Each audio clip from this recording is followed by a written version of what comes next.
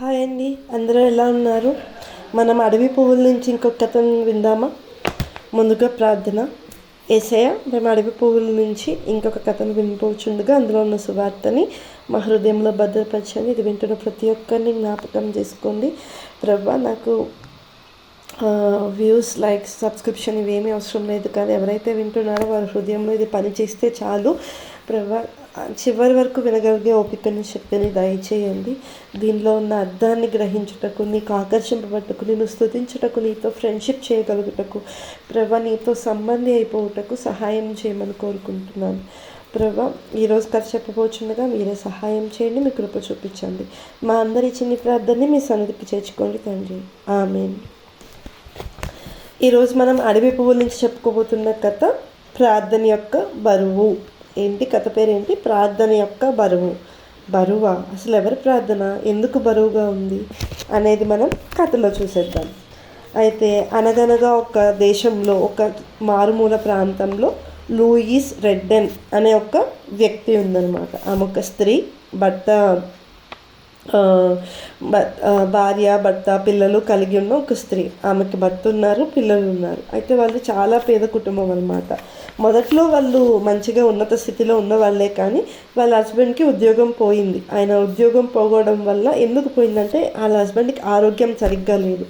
ఆయన రోజు రోజుకి బలహీనపడడం వల్ల, నీరసపడడం వల్ల వాళ్ళ ఆఫీస్ వాళ్ళు, మీరు సెలవు తీసుకోండి, బాగున్నప్పుడు రండి, అప్పటి వరకు మీకు ఉద్యోగం నుంచి తీసేస్తున్నానని చెప్పి ఇంటికి పంపించేశారనమాట.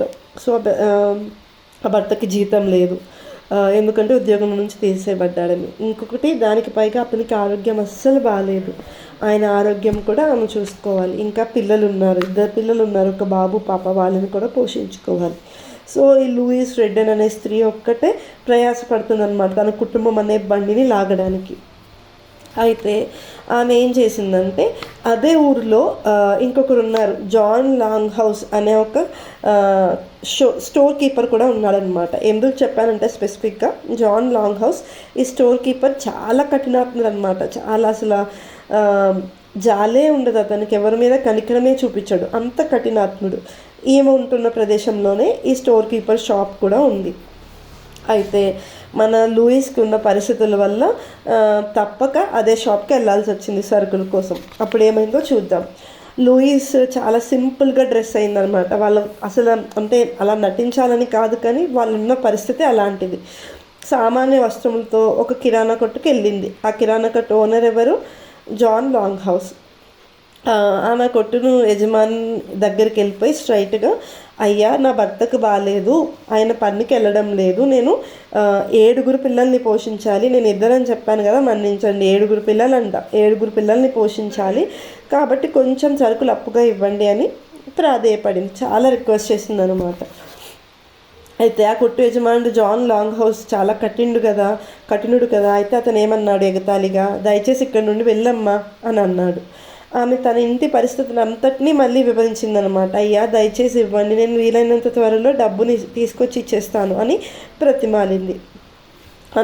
అందుకు జాన్ ఏమన్నాడంటే, నీకు నా కొట్టులో ఖాతా లేదు కాబట్టి నీకు అప్పు ఇవ్వలేను అని తెగేసి చెప్పేశాడు కర్కశంగా, చాలా దారుణంగా.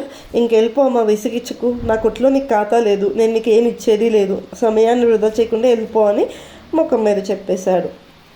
అయితే ఇదంతా గమనిస్తున్న ఇంకొక వినియోగదారుడు వచ్చాడనమాట, ఒక పర్సన్ సరుకులు కొనుక్కోవడానికి. ఇదంతా నోటీస్ చేస్తూ ఉన్నాడు, ఆ పక్కనే ఉన్నాడు.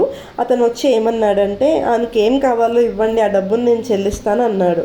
అయినప్పటికీ యజమానుడు కనికరం చూపించకుండా విసుక్కుంటూ, అసలు నీ దగ్గర సామాను లిస్ట్ ఉందా, ఏం కావాలో నీకు తెలుసా అని అన్నాడు.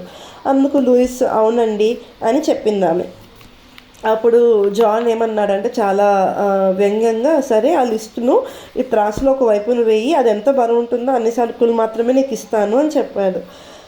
ఆమెకి ఏం చేయాలో అర్థం కాలేదు. లూయిస్ తల వంచుకొని కొంచెం చాలాసేపు బాధపడింది. కన్నీళ్ళు వచ్చేస్తున్నాయి, దుఃఖం వచ్చేస్తుంది, సంకోచంలో పడిపోయింది. అసలు పేపర్ బరువు ఎంత ఉంటుందండి, అసలు అది ఏమైనా తూగుతుందా? గ్రామ్స్ కూడా రావు, మిల్లీగ్రామ్స్ కూడా రావు. ఏం చేయాలా అని చెప్పి అలా తల ఉంచుకుని ఆలోచిస్తుంటే మళ్ళీ జాన్ కసిరాడు గట్టిగా. ఏ అమ్మ, లిస్ట్ పెడుతున్నావా లేదా, లేదంటే సమయాన్ని వేస్ట్ చేయకు, వెళ్ళిపో అని అన్నాడనమాట. తర్వాత ఆమె వెంటనే లేదండి నేను పెడతానని చెప్పి ఆమె తన పర్సులో నుండి ఒక చిన్న కాగితం ముక్కను తీసుకుంది. దాని మీద ఏదో రాసింది. మొత్తానికి రాసి దాన్ని మడిచి ప్రార్థనాపూర్వకంగా దాన్ని త్రాసులో ఒకవైపు వేసింది. ఇక్కడ కీ ఏంటంటే ప్రార్థనాపూర్వకంగా విశ్వసించింది, ప్రార్థించింది, దాని ప్రకారమే దాన్ని త్రాసులో ఒకవైపు వేసింది. వేసిన వెంటనే ఏమైందంటే అందరికీ, అక్కడ ఉన్న వాళ్ళందరికీ ఆశ్చర్యం అనమాట. అందరూ షాక్ అయిపోయారు, అవాక్ అయిపోయారు. ఆ త్రాసులో చీటి వేసిందో లేదో వేసిన వైపు కిందకి వెళ్ళిపోయింది అనమాట. పూర్తిగా కింద అక్కడ టేబుల్ ఉంటే టేబుల్ కింద, ల్యాండ్ ఉంటే ల్యాండ్ కిందకి పడిపోయింది ఆ త్రాసు. అంత వెయిట్ చూపిస్తుంది అనమాట. దాని మీద తూనికరాళ్ళు ఉంటే ఎలా ఉంటుందో దానిలానే దానికన్నా ఎక్కువ వెయిట్గా ఉంది. ఇది జాన్ చూసి చాలా ఆశ్చర్యపోయాడు. ఇంకా అక్కడ వేరొక వినియోగదారుడు వచ్చాడు కదా సెల్ఫ్ చేయడానికి, ఆయన కూడా నివ్వెరపోయారు. ఆ షాప్ యజమానుడు ఆశ్చర్యంగా అలాగే త్రాసు వైపు చూస్తూ నమ్మశక్యం కావట్లేదు అని అన్నాడు. వినియోగదారుడేమో నవ్వుకుంటున్నాడు ఇదంతా చూసి. అయితే జాన్ ఇంకొక వైపున సరుకులు వేస్తూనే ఉన్నాడు, కానీ త్రాసు మాత్రం కదలట్లేదు. ఆ త్రాసు ఎన్ని సరుకులు అయితే పట్టిందో అన్ని సరుకుల్ని ఇచ్చి అన్నీ పెట్టాడు. ఎంతైతే బ్యాలెన్స్ చేయగలుగుతుందో అంత పెట్టాడు, కానీ అది అలానే ఉంది, ఇంకా కిందకే ఉంది ఆ చీటీ ఉన్న త్రాసు. ఆ చీటీని తీసి చూసేశాడు. అది నిజంగా సరుకుల లిస్ట్ కాదు. అందులో ఏమని ఉందంటే ఒక ప్రార్థన రాసింది. ప్రియ ప్రభువా, నా అవసరతలు నీకు తెలుసు, ఈ పరిస్థితిని నీ చేతులకు అప్పగించుచున్నాను అని దానిలో రాసిందనమాట. వెంటనే ఆయన ఆశ్చర్యపోయాడు. ఈమె ప్రార్థన ఆయనకు అసలు ఒక సెకండ్ పార్ట్ ఏం అర్థం కాలేదన్నమాట. ఏమైతే సరుకులు తూచిచ్చాడో అవి ఆమెకి ఇచ్చి బెల్లం కొట్టిన రాయిలాగా అలా నిల్చుండిపోయాడు అనమాట. లూయిస్ ఏమో వాళ్ళందరికీ వందనాలు చెల్లించి అక్కడ నుండి వెళ్ళిపోయింది. ఏ వినియోగదారుడు అయితే ఇంతకుముందు లూయిస్కి సహాయం చేస్తానని వచ్చాడో లూయిస్కి జాన్ ఇచ్చిన సరుకులకు గాను $50 నోట్ ఆ షాప్ యజమానికి ఇచ్చేసి వెళ్ళిపోయాడు. సో ఇప్పుడు మనకు అర్థమైందా ప్రార్థన యొక్క బరువెంతో దేవునికి మాత్రమే తెలుసు. మనకి తెలుసా? అసలు ఆ షాప్ కీపర్కి తెలుసా? ఆ వినియోగదారుడికి తెలుసా? లూయిస్కి తెలుసా అలా జరుగుతుందని? ఆమె విశ్వాసంతో ప్రార్థించింది, దేవుడు అద్భుతమైన కార్యం చేశాడు.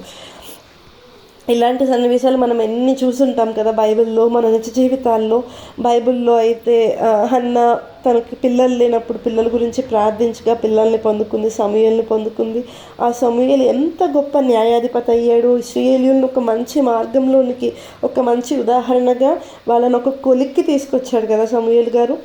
అలాగే మనం 2వ రాజుల గ్రంథంలో చూసుకుంటే 4వ అధ్యాయంలో ఎలీషా ప్రవక్త గురించి చూస్తాం. అక్కడ ఒక స్త్రీ తన బిడ్డకి తనకి తినడానికి కూడా ఆహారం లేదు. అలాంటిది ఎలీషా చెప్పిన మాటలు వినింది, ప్రార్థనాపూర్వకంగా చేసింది, విశ్వసించింది. ఆమె చెప్పారమ్మ నీ ఇంట్లో తొట్టెలతో నింపు, జార్స్తో నింపు అని చెప్పారు. ఒక జార్తో ఆయిల్ ఇచ్చారు. ఆయిల్ని నువ్వు కలెక్ట్ చేసిన జార్స్ అన్నిట్లో పోయమని చెప్పారు. ఆమె పోస్తూనే ఉంది. అసలు తరగడం లేదు. ఎన్ని పోస్తుందో. ఇంతకీ వాళ్ళ ఇంట్లో వెజల్స్ అయిపోయాయి. పక్కన వాళ్ళ నుంచి కూడా తెచ్చుకున్నారు, అవి కూడా అయిపోయాయి, నిండిపోయినాయి. అయినా ఇంకా దానిలో నుంచి నూనె సమృద్ధిగా వస్తూనే ఉంది. ఇది కేవలం దేవుని కార్యం, ప్రార్థన యొక్క ఫలితం. ఇంకా అలా చూసుకుంటే అదే ఎలీషా గారు ఒక దంపతుల ఇంటికి వెళ్తారు, వాళ్ళ ఇంటి పైన నివాసం చేస్తారు. వాళ్ళకి గర్భఫలం లేనప్పుడు ఈయన విశ్వాసంతో ప్రార్థించి వారికి ఆశీర్వాదాన్ని ఇస్తారు. వాళ్ళు అలా అన్నట్టే ఆ బిడ్డని పొందుకుంటారు.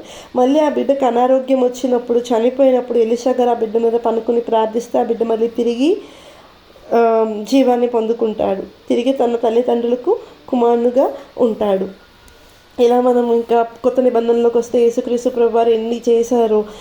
నీటిని ద్రాక్షారసంగా మార్చారు, కన్ను లేని వారికి కళ్ళు తీసుకొచ్చారు, పక్షపాతం గల రోగిని స్వస్థపరిచారు, కాళ్ళు లేని వారికి కాళ్ళు తీసుకొచ్చారు, ఇంకా ఎన్నో చనిపోయిన వాళ్ళని లేవనెత్తారు. ఇలా ఎన్నో అద్భుతాలు చేశారు కదా. ఇవన్నీ కేవలం ప్రార్థన యొక్క బరువు, ప్రార్థన యొక్క ఫలితాలు. మనం ప్రార్థన చేస్తే అది అసలు ఎంతగా పనిచేస్తుందో మనం ఇమాజినే చేయలేము, మనం డిఫైనే చేయలేము అనమాట.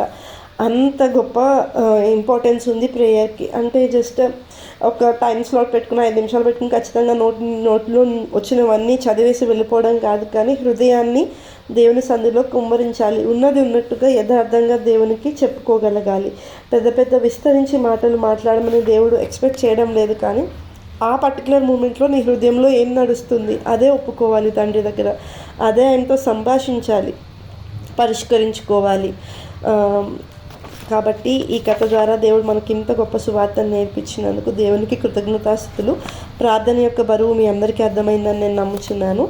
మీరు కూడా మీ జీవితంలో ప్రార్థన మీద ఆనుకోండి. మోకాళ్ళ ప్రార్థన, దేవుని సన్నిధిలో ప్రార్థన, దేవునితో ఏకాంతంగా చేసే ప్రార్థన ఎప్పుడూ వృధాగా పోదు. దానిలో ఫలితం ఉంటుంది, ఖచ్చితంగా ఫలితం ఉంటుంది. అంటే మనం ఫలితం కోసం ప్రేయర్ చేయాలా? లేదు. మన తండ్రితో మనం మాట్లాడాలి. మనకి ఆ రోజు జరిగిందంతా మన తండ్రికి మనం చెప్పుకోవాలి కదా. కాబట్టి మన తండ్రితో రోజు సంభాషించుకోవాలి. దేవుడిటి మాటలను ఆయన వినికిడిలో దీవించును గాక. పరిశుద్ధుడా యేసయ్య, మీ ఘనమైన నామముకు వందనములు. ఈ ప్రార్థన యొక్క బరువు అనే కథ ద్వారా మీరు మాకు నేర్పించిన సువార్తకే, మీరు మాకు కళ్ళు తెరిపించిన విధానంకే నీకు అనేక వందనములు. నిజంగా మేము యథార్థంగా ఉండడానికి సహాయం చేయండి, న్యాయంగా జీవించడానికి సహాయం చేయండి. మీ కృప చూపించండి యేసయ్య. మీరే అందరితో ఉండి అందరినీ రక్షించమని మిమ్మల్ని బ్రతిమాలుకుంటూ మాకు చిన్ని ప్రార్థనని మీ పాసనకు చేర్చుకోండి. విన్న వాళ్ళందరినీ జ్ఞాపకం చేసుకోండి. ఎవరేమి ఇబ్బందులో ఉన్నారో, అవసరతలో ఉన్నారో, కష్టాల్లో ఉన్నారో వారిని జ్ఞాపకం చేసుకోండి. వారి జీవితంలో కూడా అద్భుతమైన కార్యము జరిగించండి. మాకు చిన్ని ప్రార్థనని మీ చేతికి అప్పగిస్తున్నాం తండ్రి. ఆమేన్. అందరికీ థ్యాంక్స్ అండి.